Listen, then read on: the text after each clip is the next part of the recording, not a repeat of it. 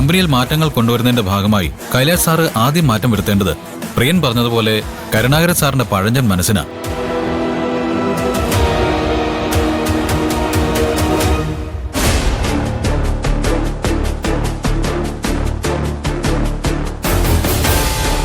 Karunakaran sir, എന്റെ ക്യാമ്പിലേക്ക് വരും.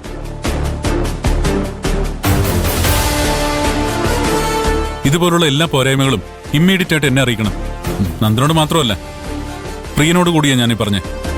തീർച്ചയായും സർ.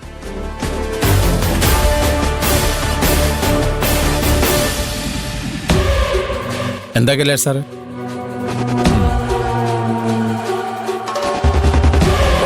തയ്ക്കാനുള്ള തുണികൾ ഗോഡൌണിൽ നിന്ന് കട്ടിംഗ് സെക്ഷനിലേക്ക് എത്തിക്കണം. കട്ട് ചെയ്ത തുണികൾ ടൈലറിംഗ് സെക്ഷനിലേക്ക് എത്തിച്ചു കൊടുക്കണം. തയ്ച്ചു കഴിഞ്ഞ ഡ്രസ്സുകൾ വീണ്ടും ഗോഡൌണിലേക്ക് കൊണ്ടുവയ്ക്കണം. ഇതൊക്കെ ആരാ ചെയ്യുന്നേ? പാർവതി. പാർവതിയെ കൊണ്ട് ഈ വക ജോലിയൊന്നും ചെയ്യിപ്പിക്കരുതെന്ന് പ്രിയൻ പറഞ്ഞിണ്ടാവും. പ്രിയനെ ഇവിടെ കണ്ടപ്പോ തന്നെ എനിക്ക് തോന്നി എനിക്കിട്ടുള്ള പണിയാണെന്ന്. പ്രിയനൊന്നും പറഞ്ഞിട്ടില്ല. പറഞ്ഞത് നിങ്ങൾ അപ്പോയിന്റ് ചെയ്ത പുതിയ സൂപ്പർവൈസറാ. പാർവതിയെ കൊണ്ട് ജോലിയൊന്നും ചെയ്യിപ്പിക്കരുതെന്നല്ല നന്ദൻ പറഞ്ഞത്. ഇവിടെ ഇപ്പോഴും പഴഞ്ചൻ രീതികൾ പിന്തുടരുന്നുകൊണ്ട് അവളുടെ ജോലിഭാരം കൂടുതലാണെന്നാ നന്ദൻ പറയുന്നത്. തൊഴിലാളികൾക്ക് ആശ്വാസം നൽകുന്ന ചെറിയ മാറ്റങ്ങൾ പോലും ഇവിടെ കൊണ്ടുവരാൻ കരുണാകരൻ സാറിന് താല്പര്യമില്ലെന്ന് പറഞ്ഞാൽ നിങ്ങൾക്കത് നിഷേധിക്കാൻ കഴിയും? തൊഴിലാളികൾക്ക് എങ്ങനെ ആശ്വാസം കൊടുക്കാന്ന് ഞാൻ ആലോചിക്കാറില്ല. പി കെ സാർ എനിക്ക് ശമ്പളം തന്നതേ അതിനല്ല, കമ്പനിക്ക് ലാഭം ഉണ്ടാക്കി കൊടുക്കാനാ. അത് ഞാൻ ചെയ്യുന്നുണ്ട്. തൊഴിലാളികളെ കൊണ്ട് അടിമപ്പണി ചെയ്യിച്ചിട്ട് സ്വയം ന്യായീകരിക്കുന്നു. മനുഷ്യാവകാശ ലംഘനമാണ് നിങ്ങൾ ഇവിടെ നടത്തിക്കൊണ്ടിരിക്കുന്നത്. അതറിയോ നിങ്ങൾക്ക്?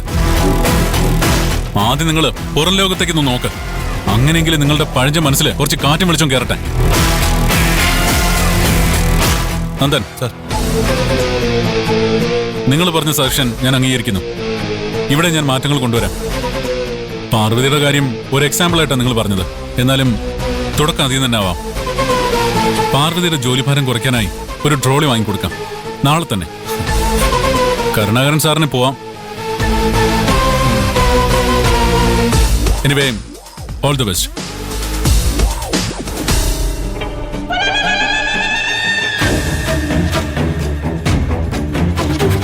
മാഡം, ഇന്നലെ വന്ന ചെക്കന്റെ താളത്തിന് നിന്ന് കൊടുക്കേണ്ട ഗതികേടൊന്നും ഈ കരുണാകരനില്ല. അമേരിക്കയിലെ MBA കൊണ്ട് കരുണാകരനെ പ്രൊഡക്ഷൻ പഠിപ്പിക്കാനും വരണ്ട. കരുണാകരൻ മൂത്ത് മുരടിച്ചു പോയെന്ന് തോന്നുന്നുണ്ടെങ്കിലേ പറഞ്ഞു വിടാൻ പറ. എന്നെ കൊത്തിക്കൊണ്ടുപോവാൻ 100 കണക്കിന് കമ്പനികൾ വേറെയുണ്ട്. എന്താ കരുണാകരൻ സർ, എന്താ ഉണ്ടായത്? മാഡം പറഞ്ഞിട്ടാ നന്ദനെ ജോലിക്ക് വെച്ചത്. മാഡം എന്തൊക്കെയാ പറഞ്ഞേ? മിടുക്കനാണ്, അവന്റെ കയ്യിൽ ധാരാളം ഇന്നോവേറ്റീവ്സ് ഐഡിയാസ് ഉണ്ട്, അവനെ സൂപ്പർവൈസർ ആക്കിയിട്ട് പ്രിയനെ ഗോഡൌണിലേക്ക് തട്ടണം. മാഡം പറഞ്ഞതുപോലെ ഒക്കെ ഞാൻ ചെയ്തില്ലേ. പക്ഷേ ഇന്നോവേറ്റീവ് ഐഡിയാസ് ഉള്ള സൂപ്പർവൈസർക്ക് ജോലി ചെയ്യുന്നതിലല്ല ശ്രദ്ധ, ഇവിടുത്തെ പോരായ്മകൾ കണ്ടുപിടിക്കുന്നതല്ല ശ്രദ്ധ. കൂലങ്കക്ഷമായി ആലോചിച്ചിട്ട് അവനൊരു പോരായ്മയും കണ്ടുപിടിച്ചു. പ്രൊഡക്ഷൻ ചീഫ് കരുണാകരൻ വെറും ഒരു പഴഞ്ചനാണെന്ന്. നന്ദൻ അങ്ങനെ പറഞ്ഞോ? അവൻ കണ്ടുപിടിച്ച പോരായ്മ എന്താണെന്നറിയോ? വെയിറ്റുള്ള സാധനങ്ങൾ കൊണ്ടുപോകാൻ പാർവതിക്ക് ഒരു ട്രോളി പോലും വാങ്ങിക്കൊടുത്തില്ല എന്ന്. ആ പട്ടിക്കാട്ടുകാരിയുടെ കഷ്ടപ്പാടിനെ കുറിച്ച് അറിഞ്ഞ കൈലാഷിന്റെ മൂക്ക് വയർക്കുമല്ലോ. പ്രിയന്റെ ഏഷനും കൂടി ആയപ്പോ സംഭവം കൊഴുത്തു. കൈലാഷിനെ ക്യാബിനിലേക്ക് വിളിപ്പിച്ച് 4 വിരട്ടൽ. ഇന്നലെ മുളച്ച പിള്ളേരുടെ ആട്ടും തുപ്പും സഹിച്ച് ഇവിടെ നിൽക്കേണ്ട ഗതിയോടൊന്നും കരുണാകരനില്ല മാഡം. പാർവതി വെയിറ്റ് ചുമന്ന് കിതച്ചാൽ ഈ ഗാർമെന്റ്സിന് എന്താ നഷ്ടം? അവളുടെ ജോലിഭാരം കുറച്ചു കൊടുത്തിട്ട് ഈ കമ്പനിക്ക് എന്താ നേട്ടം? കൈലാഷ് അതൊന്നും ആലോചിച്ചില്ല. പുതിയ സൂപ്പർവൈസർക്ക് വേണ്ടി പ്രിയനെ ഗോഡൌണിലേക്ക് മാറ്റിയാൽ അവര് തമ്മിൽ ശത്രുതയിലാവുന്ന ഞാൻ വിചാരിച്ചത്. പക്ഷേ അവര് തമ്മിൽ സൂചി നൂലും പോലെയായി, എപ്പോഴും ഒരുമിച്ച്. എന്നെ ഇവിടുന്ന് കെട്ടുകെട്ടിക്കാനാണോ മാഡം ആ നന്ദനെ ഇവിടെ കയറ്റിയിരുത്തിയത്? അതാ ഇപ്പൊ എന്റെ സംശയം. നന്ദൻ അവന്റെ ജോലി ചെയ്യട്ടെ. കരുണാകരൻ സാറിന്റെ ജോലി ചെയ്യൂ. ഇല്ല മാഡം, ഇതിനൊരു തീരുമാനം ഉണ്ടാക്കിയിട്ടേ ഇനി ഞാൻ ജോലിക്ക് കയറുന്നുള്ളൂ. അത് മാഡത്തോട് പറയാനാ ഞാൻ വന്നത്. കരുണാകരൻ സാർ, ഈ കമ്പനിയുടെ തുടക്കകാലം തൊട്ട് ഞാനിവിടെ ഉണ്ട്. ഈ കരുണാകരന്റെ മുതുകിൽ ചവിട്ടി തന്നെയാ ഈ കമ്പനി മുകളിലേക്ക് പോയത്. 25 വർഷം. അതൊരു ചെറിയ കാലയളവൊന്നുമില്ല മാഡം. 25 കൊല്ലത്തെ എന്റെ വിയർപ്പ് ഈ കമ്പനിയിൽ വീണ് കിടപ്പുണ്ട്. എന്നിട്ട് പെട്ടെന്ന് ഒരുത്തൻ കേറി വന്ന് ഈ കരുണാകരൻ പഴഞ്ചനാണെന്ന് പറഞ്ഞാൽ ഞാനത് സമ്മതിച്ചു കൊടുക്കണോ? എന്നോട് അഭിപ്രായം ചോദിക്കാതെ അവൻ നടത്തുന്ന പരിഷ്കാരങ്ങൾ ഞാൻ അംഗീകരിച്ചു കൊടുക്കണം. ഒന്നെങ്കിൽ നന്ദൻ, അല്ലെങ്കിൽ ഞാൻ. അതിനൊരു തീരുമാനം ഉണ്ടാക്കിയിട്ടേ ഇനി ഞാൻ ജോലി ചെയ്യുന്നുള്ളൂ.